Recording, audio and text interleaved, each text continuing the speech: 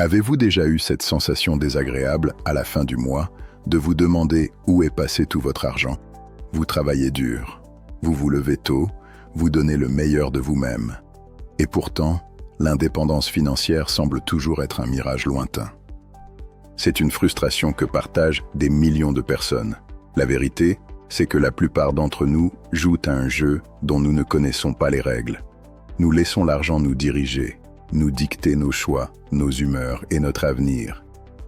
Mais que se passerait-il si je vous disais que la richesse n'a rien à voir avec la chance et tout à voir avec la philosophie? Aujourd'hui, nous allons plonger dans les enseignements intemporels de l'un des plus grands philosophes du monde des affaires, Jim Rohn. Jim Rohn n'était pas seulement un expert financier, c'était un maître de la vie. Il a enseigné que pour que les choses changent, vous devez changer. Pour que les choses s'améliorent, vous devez vous améliorer. Dans cette vidéo, je vais vous révéler les 5 leçons fondamentales de Jim Rohn pour maîtriser votre argent avant qu'il ne vous maîtrise. Je vous promets que la 5e leçon va complètement bouleverser votre façon de voir vos revenus. Alors, installez-vous confortablement, prenez de quoi noter et surtout, regardez cette vidéo jusqu'à la toute fin, car ce que vous allez découvrir aujourd'hui pourrait bien être le point de bascule de votre vie financière. Leçon 1. La philosophie de la valeur. La première leçon de Jim Rohn est sans doute l'une des plus profondes et des plus transformatrices que l'on puisse entendre lorsqu'on souhaite améliorer sa situation financière et personnelle. Elle remet en question une croyance profondément ancrée dans l'esprit de nombreuses personnes, l'idée que le salaire est directement lié au temps passé à travailler. Jim Rohn affirme au contraire que vous n'êtes pas payé pour le nombre d'heures que vous passez au travail, mais pour la valeur que vous êtes capable d'apporter au marché. Cette vérité peut sembler dérangeante au premier abord, car elle nous oblige à abandonner l'habitude de chercher des excuses extérieures pour expliquer notre situation. Pourtant, c'est précisément cette idée qui ouvre la porte à une véritable liberté. Dès que vous comprenez que votre revenu dépend avant tout de votre valeur, vous réalisez que votre avenir financier est largement entre vos mains. Beaucoup de personnes pensent qu'elles valent un certain montant par heure, simplement parce que leur contrat de travail indique un taux horaire. Elles finissent par croire que leur temps est automatiquement convertible en argent. Pourtant, le marché ne rémunère jamais le temps à lui seul. Ce qui est réellement récompensé, c'est la capacité à résoudre un problème, à satisfaire un besoin ou à produire un résultat utile. 2 individus peuvent travailler exactement le même nombre d'heures, mais obtenir des rémunérations totalement différentes, simplement parce que la valeur de leurs compétences, de leurs connaissances ou de leurs responsabilités n'est pas la même. Le temps est une ressource que tout le monde possède en quantité égale. En revanche, la manière dont chacun utilise ce temps détermine la valeur qu'il crée. Cette philosophie explique également pourquoi il est souvent inutile de demander une augmentation uniquement parce que le coût de la vie augmente ou parce que les dépenses personnelles deviennent plus lourdes. Cette vérité peut sembler dérangeante au premier abord, car elle nous oblige à abandonner l'habitude. Cependant, le marché économique ne prend pas ses décisions en fonction des besoins individuels. Il fonctionne selon une logique simple. Plus vous créez de valeur, plus votre contribution devient précieuse, et plus vous augmentez naturellement vos possibilités de revenus. Cette réalité peut sembler froide, mais elle possède un avantage considérable. Elle est équitable. Elle signifie que chacun peut améliorer sa situation en investissant sur lui-même, plutôt qu'en attendant que les circonstances changent. Jim Rohn insistait sur le fait qu'il existe une limite au nombre d'heures que l'on peut travailler. Une journée ne comporte que 24 heures et personne ne peut dépasser cette contrainte. Chercher à gagner davantage uniquement en travaillant plus longtemps conduit souvent à l'épuisement sans garantir une réelle progression financière. La véritable croissance provient de l'augmentation de votre valeur personnelle. Plus vos compétences deviennent rares, recherchées et utiles, plus vous pouvez produire des résultats importants en moins de temps. C'est ainsi que certaines personnes voient leurs revenus augmenter considérablement, sans pour autant doubler leur charge de travail. Augmenter sa valeur demande un engagement quotidien envers l'apprentissage. Cela peut signifier acquérir une nouvelle compétence technique, apprendre une langue étrangère, maîtriser un logiciel spécialisé, développer des compétences en communication, améliorer son intelligence émotionnelle ou apprendre à diriger une équipe avec efficacité. Chaque nouvelle compétence constitue un investissement qui produit des bénéfices pendant de nombreuses années. Les connaissances ne sont pas une dépense, mais un capital. Plus vous développez votre expertise, plus vous devenez capable de résoudre des problèmes que d'autres ne savent pas résoudre, et c'est précisément cette capacité qui attire les meilleures opportunités. Cherchez à gagner davantage uniquement en travaillant plus longtemps. Beaucoup rêvent de gagner plus tout en travaillant moins, sans modifier leurs habitudes, leurs compétences ou leur état d'esprit.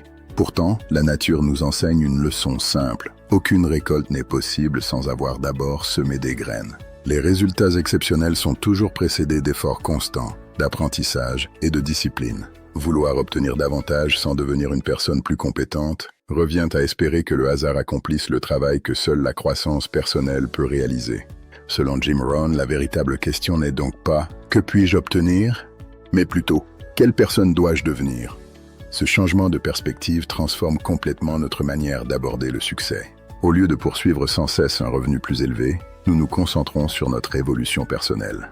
Nous développons notre caractère, notre discipline, notre capacité à apprendre, notre créativité et notre aptitude à servir les autres.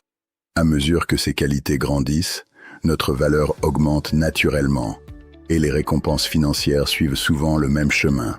L'argent ne constitue jamais le point de départ du succès, il en est la conséquence. Il représente l'écho visible de la valeur invisible que vous avez construite au fil du temps. Jim Rohn utilisait souvent une image très parlante. Courir après l'argent ressemble à courir après des papillons. Plus vous les poursuivez, plus ils s'éloignent. En revanche, si vous consacrez votre énergie à créer un magnifique jardin rempli de fleurs, les papillons viendront naturellement s'y poser. Votre esprit, vos compétences, vos habitudes et votre attitude représentent ce jardin. Plus vous les entretenez avec patience, plus les opportunités, les relations et la prospérité viennent à vous. Cette philosophie invite finalement chacun à adopter une responsabilité totale envers son propre développement. Lire chaque jour, suivre des formations, écouter des personnes inspirantes, expérimenter de nouvelles idées, accepter les critiques constructives et sortir régulièrement de sa zone de confort deviennent alors des habitudes essentielles. Chaque petit progrès s'ajoute au précédent et finit par produire des résultats extraordinaires. Lorsque vous choisissez de devenir une personne plus compétente, plus fiable et plus utile aux autres, vous ne transformez pas uniquement votre carrière. Vous transformez également votre confiance, votre vision du monde et votre capacité à créer une vie d'abondance durable. La plus grande richesse ne réside pas dans ce que vous possédez aujourd'hui, mais dans la personne que vous décidez de devenir demain. Leçon 2. La règle magique des 70/30. Une fois que vous avez compris comment attirer l'argent en augmentant votre valeur personnelle et professionnelle, il devient indispensable d'apprendre à le gérer avec intelligence. Beaucoup de personnes pensent que gagner davantage résoudra automatiquement tous leurs problèmes financiers. Pourtant, l'histoire montre que de nombreux individus ayant obtenu des revenus élevés finissent malgré tout endettés ou en difficulté. La raison est simple, ce n'est pas seulement ce que vous gagnez qui détermine votre avenir financier. C'est précisément ici qu'intervient la deuxième grande leçon de Jim Rohn, la philosophie de l'allocation des revenus.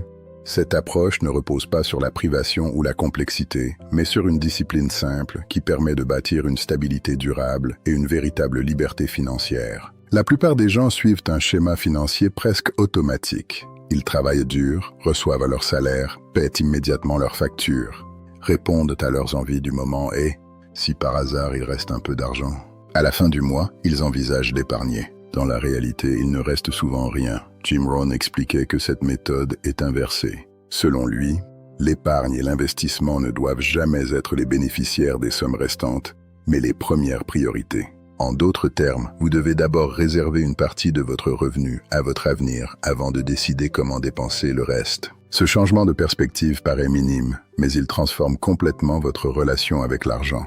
Le principe est simple. Chaque euro gagné doit recevoir une mission précise avant même d'être dépensé. Lorsque l'argent n'a pas d'objectif défini, il disparaît rapidement dans des achats impulsifs, des dépenses inutiles ou des habitudes qui n'apportent aucune valeur durable. À l'inverse, lorsque chaque portion de vos revenus est affectée à un rôle spécifique, vous prenez le contrôle de votre vie financière. Vous cessez de subir vos finances pour commencer à les diriger. Cette organisation réduit également le stress, car vous savez exactement où va votre argent et pourquoi il s'y trouve. La première règle consiste à vivre avec 70% de vos revenus après impôts. Cette partie représente votre budget de vie. Elle couvre le logement, l'alimentation, les transports, les vêtements, les assurances, les loisirs et toutes les dépenses du quotidien. Pour beaucoup, cette idée semble difficile au départ, surtout si leur niveau de vie a augmenté au même rythme que leurs revenus. Pourtant, Jim Rohn insistait sur un principe essentiel. Si vous ne pouvez pas vivre avec 70%, la discipline consiste à adapter vos dépenses à vos objectifs plutôt que de laisser vos dépenses dicter votre avenir. Cette philosophie encourage également à distinguer les besoins des désirs. Beaucoup de dépenses paraissent indispensables sur le moment, alors qu'elles ne sont que des habitudes ou des achats émotionnels. Réexaminer régulièrement son budget permet souvent de découvrir des économies importantes sans diminuer réellement sa qualité de vie. En apprenant à vivre légèrement en dessous de vos moyens, vous créez un espace financier qui vous permettra de saisir des opportunités futures. Les 30% restants sont répartis selon une logique qui vise non seulement à protéger votre avenir, mais aussi à développer votre richesse de manière équilibrée. Chaque tranche de 10% possède une fonction spécifique. Ensemble, elles forment un système où la générosité, cette approche évite de concentrer tous vos efforts sur un seul objectif et favorise un développement financier plus solide sur le long terme. Les premiers 10% sont consacrés à la générosité, à la charité ou à la dîme, selon vos convictions personnelles. Cette recommandation surprend souvent, car beaucoup pensent qu'il faut devenir riche avant de pouvoir donner. Jim Rohn défendait l'idée inverse. Donner régulièrement, même de petites sommes, développe un état d'esprit d'abondance plutôt que de pénurie. Ce geste rappelle que l'argent est un outil et non une finalité. Il renforce également le sentiment de gratitude, favorise les liens avec les autres et encourage une vision plus équilibrée de la réussite. La véritable richesse ne se mesure pas uniquement par ce que l'on possède, mais aussi par ce que l'on est capable d'apporter aux autres. Les deuxièmes 10% sont destinés à l'investissement en capital actif. Il s'agit de l'argent qui travaille à créer davantage de revenus. Cette somme peut servir à lancer une activité complémentaire, acheter du matériel professionnel, financer une formation. Jim Rohn répétait souvent qu'il fallait travailler à temps plein pour payer ses factures, mais consacrer également du temps et des ressources à bâtir sa fortune. Ce fonds représente donc un véritable moteur de croissance, car il transforme progressivement votre revenu en patrimoine. Enfin, les derniers 10% sont réservés à l'épargne de sécurité et aux investissements prudents. Cette partie constitue votre filet de protection face aux imprévus de la vie. Une perte d'emploi, une urgence médicale ou une dépense inattendue deviennent beaucoup moins déstabilisantes lorsque vous disposez d'une réserve financière. Au fil des années, cette épargne peut être placée dans des supports adaptés à votre situation et à votre tolérance au risque, afin de profiter de la puissance des intérêts composés. Plus vous commencez tôt, même avec de petites sommes, plus le temps devient votre meilleur allié. L'un des aspects les plus puissants de cette méthode est qu'elle fonctionne quel que soit votre niveau de revenu. Que vous gagnez un salaire modeste ou des revenus très élevés, les pourcentages restent les mêmes. Ce système vous apprend à développer les bonnes habitudes avant même de disposer d'une grande richesse. Beaucoup de personnes pensent qu'elles commenceront à gérer correctement leur argent lorsqu'elles gagneront davantage. Adopter la règle des 70/30 demande de la patience et de la constance, mais les résultats se cumulent avec le temps. Chaque mois où vous respectez cette discipline renforce votre stabilité financière, développe votre capacité à investir et accroît progressivement votre indépendance.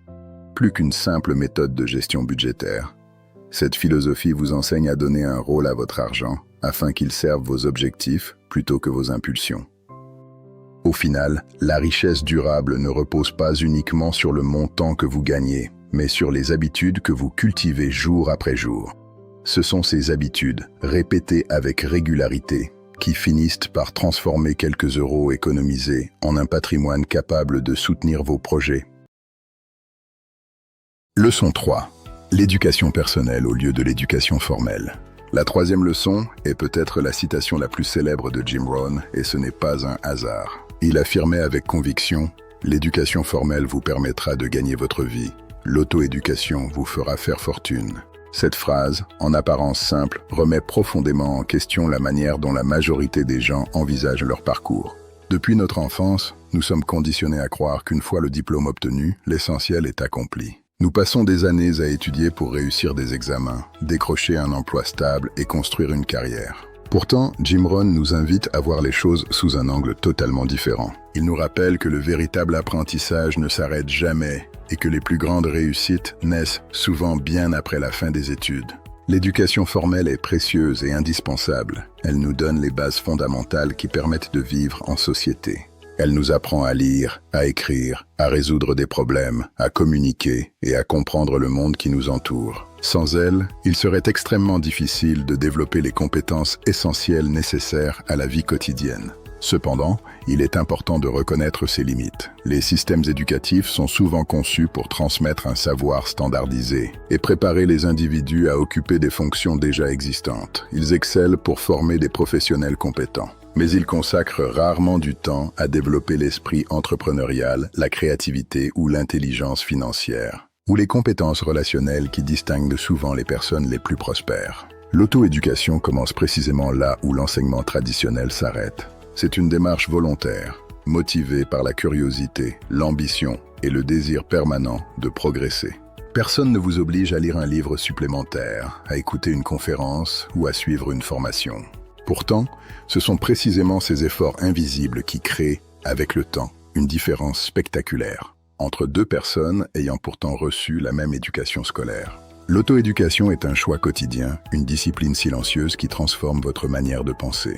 Jim Rohn insistait souvent sur le fait que les livres représentent des mentors accessibles à tous. Chaque ouvrage rassemble des années, parfois des décennies, d'expériences condensées en quelques pages. Lire un livre, c'est bénéficier des erreurs, des réussites et des réflexions d'un mentor. En quelques heures de lecture, vous pouvez économiser des années d'essais infructueux.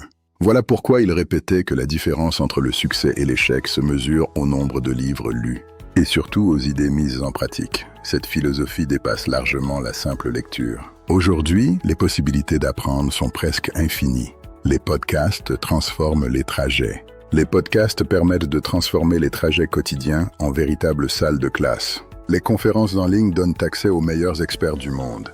Les documentaires, les formations spécialisées et les communautés offrent des occasions permanentes. La question est de savoir si vous choisissez réellement d'investir dans votre développement personnel. Posez-vous une question simple. Que faites-vous lorsque votre journée de travail est terminée? Consacrez-vous ce temps uniquement au divertissement ou pour développer une compétence? Chaque heure investie dans l'apprentissage est une heure investie dans votre futur. Les personnes qui obtiennent des résultats exceptionnels ne disposent pas de journées plus longues. Elles prennent simplement la décision de consacrer une partie de leur temps libre à devenir meilleures. L'auto-éducation consiste également à prendre l'entière responsabilité de son propre esprit. Elle implique de comprendre que votre cerveau constitue votre actif le plus précieux.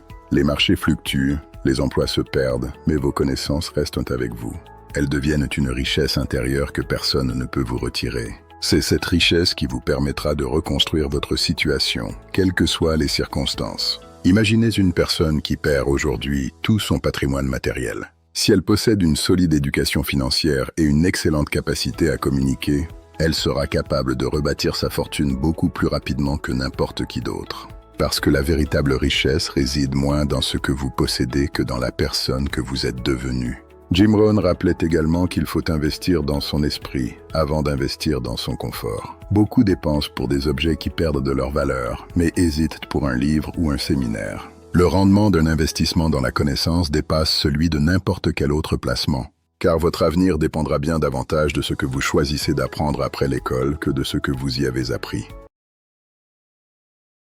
Leçon 4. Les profits sont mieux que les salaires. Arrivons à la 4e leçon, une leçon qui change complètement la donne. Les profits sont meilleurs que les salaires. Jim Rohn racontait souvent comment cette phrase, prononcée par son mentor Earl Shoaff, avait bouleversé sa manière de voir la réussite financière. À première vue, cette idée peut sembler provocante, car depuis l'enfance, la plupart d'entre nous apprennent qu'obtenir un bon emploi, recevoir un salaire stable et gravir les échelons d'une entreprise représente le chemin idéal vers la sécurité. Pourtant, cette vision ne montre qu'une partie de la réalité. Un salaire est indispensable pour répondre à nos besoins quotidiens, mais il reste un outil limité. Les profits, eux, ouvrent la porte à une croissance qui ne dépend plus uniquement du temps que vous êtes capable de consacrer au travail. Un salaire, c'est ce que vous recevez en échange de votre temps, de vos compétences et de vos efforts. Chaque heure travaillée possède une valeur déterminée à l'avance.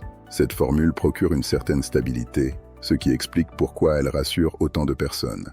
Grâce à un revenu régulier, il est possible de payer son logement, de nourrir sa famille et de planifier certaines dépenses. Cependant, cette sécurité comporte une contrepartie importante. Votre revenu est directement lié à votre présence. Si vous cessez de travailler, même temporairement, vos revenus diminuent ou disparaissent. Cette dépendance constitue la principale faiblesse du modèle basé uniquement sur le salaire. Le temps est la ressource la plus précieuse que possède un être humain.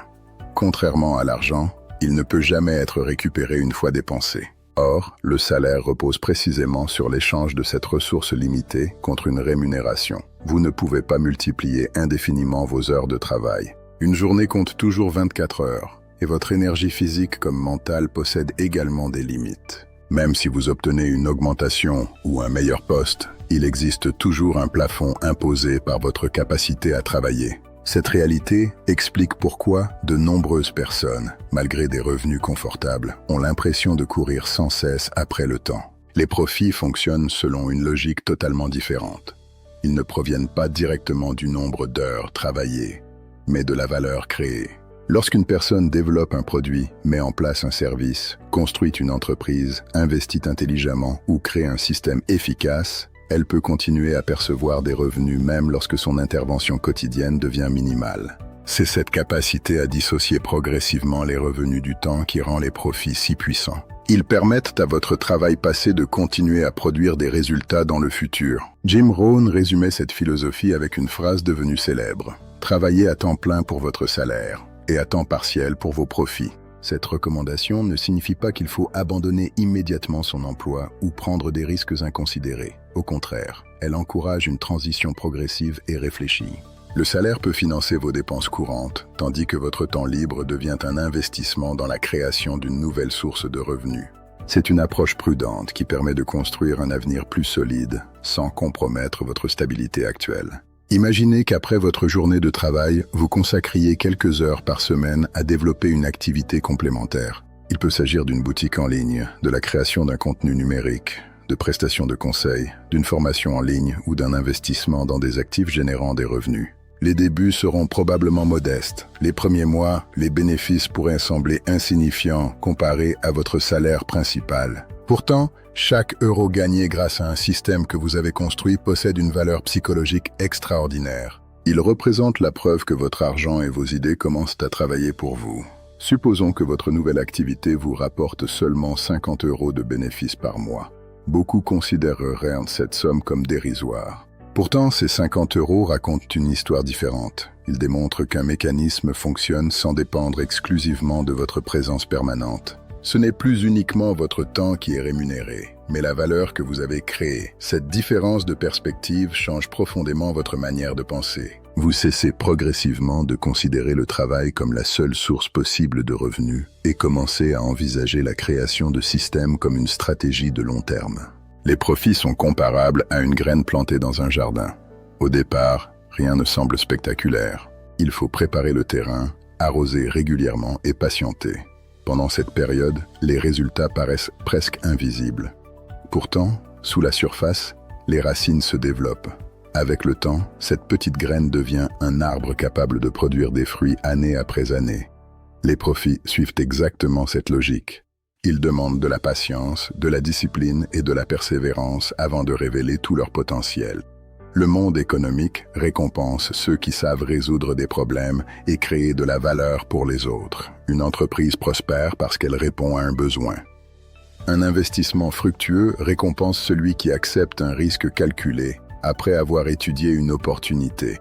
Une innovation apporte des profits parce qu'elle améliore la vie de nombreuses personnes.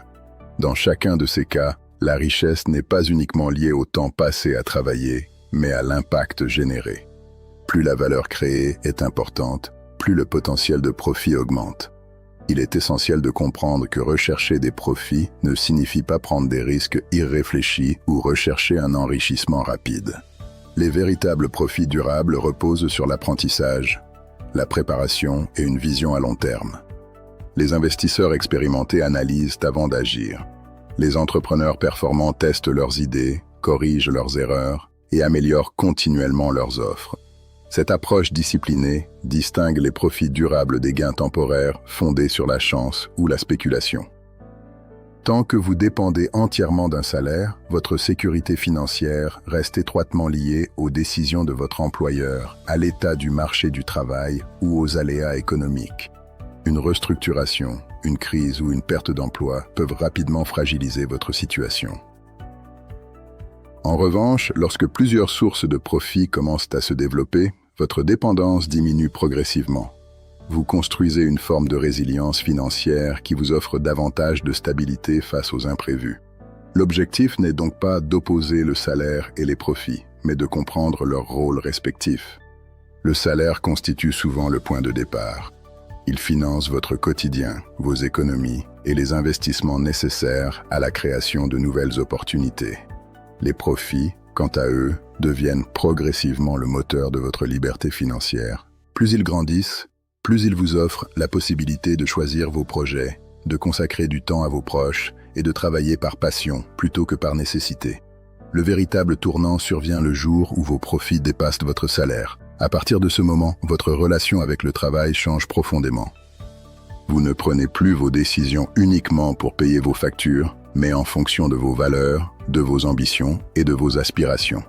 Vous gagnez la possibilité de refuser certaines opportunités, d'en saisir d'autres plus alignées avec vos objectifs et de construire une vie davantage fondée sur le choix que sur l'obligation. C'est cette indépendance que Jim Rohn considérait comme la véritable définition de la liberté financière. Non pas posséder des richesses extravagantes, mais disposer d'assez de revenus issus de vos profits pour que votre temps vous appartienne enfin. Leçon 5. Le pouvoir de la discipline et de l'environnement. Nous arrivons à la 5e et dernière leçon, sans doute la plus importante de toutes, car elle constitue le fondement sur lequel reposent toutes les autres. Vous pouvez apprendre les meilleures stratégies d'investissement, comprendre le fonctionnement des marchés financiers, connaître les techniques d'épargne les plus efficaces ou maîtriser les principes de la gestion de patrimoine. Pourtant, si vous manquez de deux qualités essentielles, tous ces savoirs resteront inutiles. Ces deux piliers sont la discipline et l'environnement.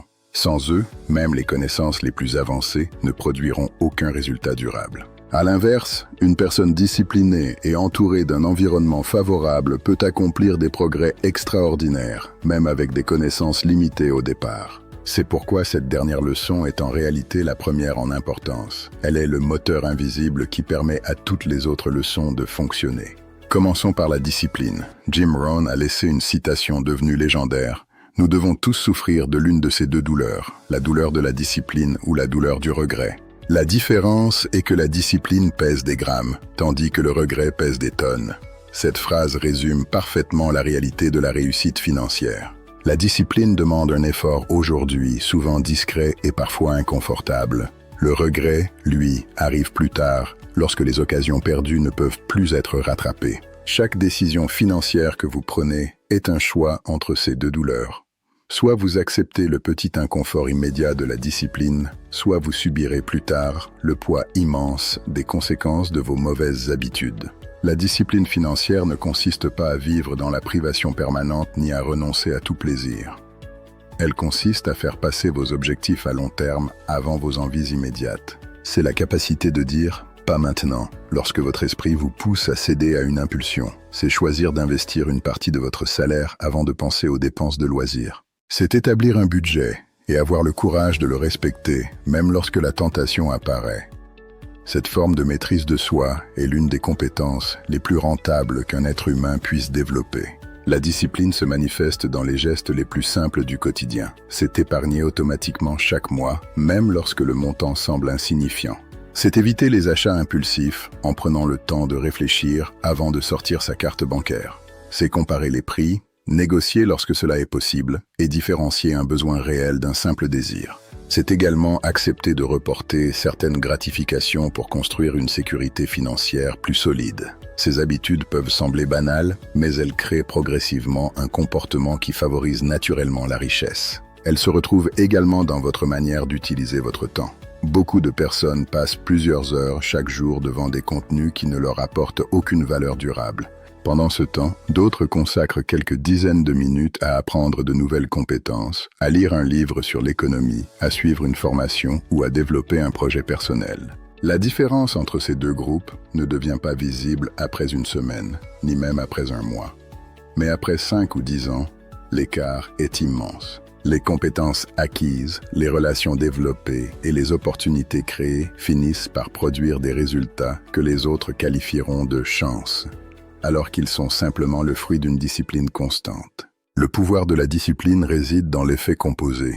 Tout comme les intérêts composés permettent à un investissement de croître de manière spectaculaire avec le temps, les petites actions répétées quotidiennement produisent des résultats disproportionnés. Économiser quelques euros chaque jour, lire quelques pages chaque soir, investir régulièrement sans interruption et améliorer continuellement ses compétences peuvent sembler insignifiants pris isolément.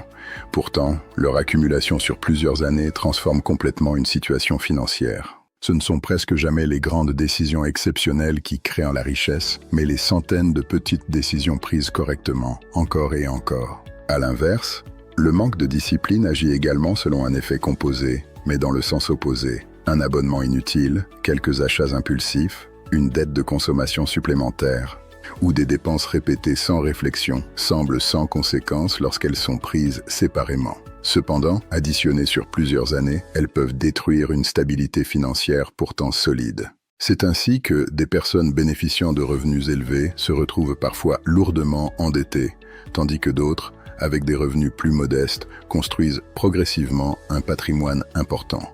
La différence ne réside pas toujours dans ce qu'elles gagnent, mais dans ce qu'elles choisissent de faire de cet argent. Passons maintenant au deuxième pilier, l'environnement. Jim Rohn enseignait que vous êtes la moyenne des 5 personnes avec lesquelles vous passez le plus de temps. Cette idée peut sembler exagérée au premier abord, mais elle est confirmée par de nombreuses observations sur le comportement humain. Nous adoptons naturellement les habitudes, le vocabulaire, les croyances et les ambitions des personnes qui nous entourent. Leur manière de voir le monde finit progressivement par influencer notre propre manière de penser, souvent sans que nous nous en rendions compte. Prenez un instant pour observer votre cercle proche. Comment ces personnes parlent-elles de l'argent? Considèrent-elles la richesse comme quelque chose d'accessible grâce au travail, à l'investissement et à l'apprentissage? Ou pensent-elles que seuls les plus chanceux peuvent réussir? Ont-elles l'habitude d'épargner, de préparer leur avenir et de développer leurs compétences, ou vivent-elles uniquement au rythme du prochain salaire? Les conversations que vous entendez chaque semaine façonnent peu à peu vos propres convictions.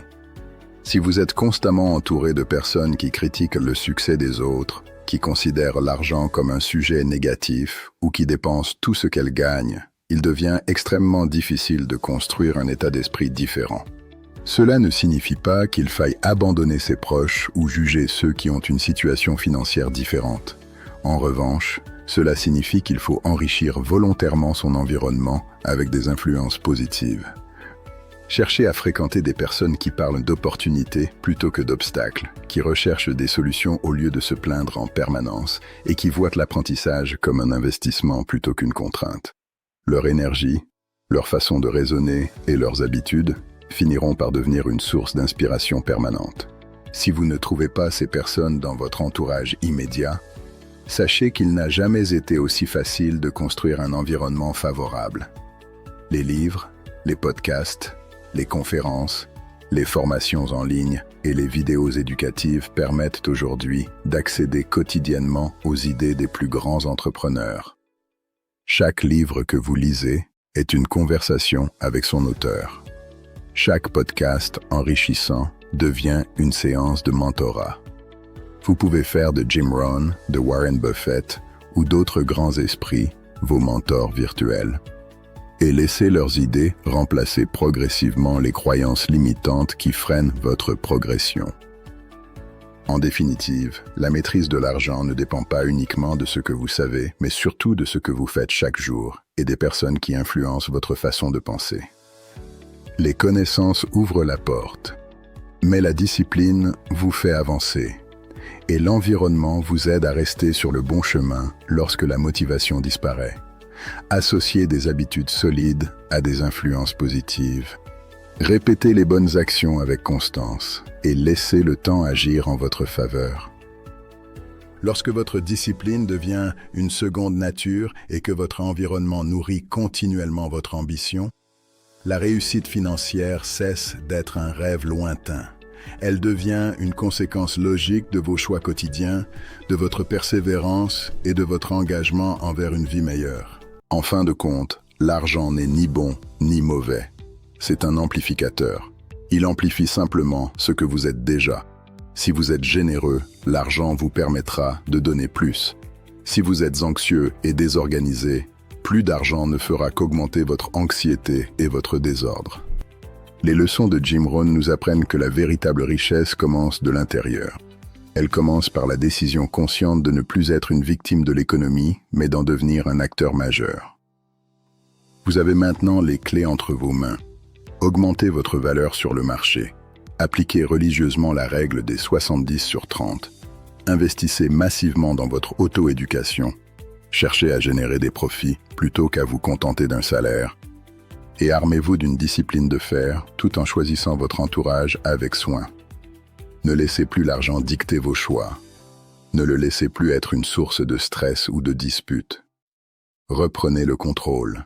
Le voyage vers l'indépendance financière ne se fait pas du jour au lendemain. C'est une philosophie de vie, une pratique quotidienne. Si cette vidéo a allumé une étincelle en vous aujourd'hui, si une seule de ces phrases de Jim Rohn a résonné dans votre esprit, alors c'est le moment d'agir. Ne vous contentez pas de m'écouter, appliquez ces principes dès aujourd'hui. Merci infiniment d'avoir regardé cette vidéo jusqu'à la fin. Si vous avez trouvé de la valeur dans ce contenu, n'oubliez pas de vous abonner, d'aimer la vidéo et de me dire dans les commentaires quelle est la leçon de Jim Rohn qui vous a le plus marqué. Prenez soin de vous, prenez soin de votre esprit et on se retrouve très vite pour la prochaine vidéo.